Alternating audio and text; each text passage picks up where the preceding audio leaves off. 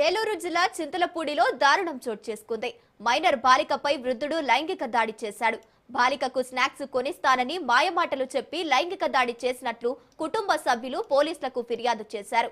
పోలీసులు కేసు నమోదు చేసుకుని నిందితుడి కోసం గాలిస్తున్నారు.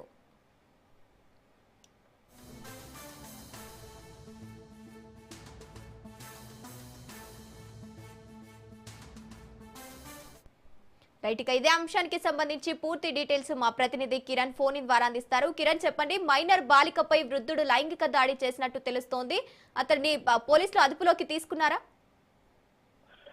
యశ్ గంగోత్రి ఏలూరు జిల్లాలో దారుణ ఘటన వెలుగులోకి వచ్చింది. చింతలపూడి మండలం నాగిరెడ్డిగూడెం గ్రామంలో 8 ఏళ్ల మైనర్ బాలికపై లైంగిక దాడి ఘటన స్థానికంగా తీవ్ర కలకలం రేపుతోంది. నాగిరెడ్డి గ్రామానికి చెందినటువంటి 55 సంవత్సరాల వయసు గల బుక్యా రాములు అనే వ్యక్తి వరుసకు తాత బాలికకు స్నాక్స్ కొనిస్తారని మాయమాటలు చెప్పి ఇంట్లోకి తీసుకెళ్లి గత కొంతకాలంగా లైంగిక దాడికి పాల్పడుతున్నట్లుగా ఆరోపణలు వెలువెత్తుతున్నాయి. ఈ విషయం బాలిక కుటుంబ సభ్యులకు తెలియడంతో వెంటనే గ్రామస్తులు పోలీసులకు సమాచారం అందించారు. బాలిక అమ్మమ్మ పోలీసులకు ఫిర్యాదు చేయడంతో ఘటన వెలుగులోకి వచ్చింది.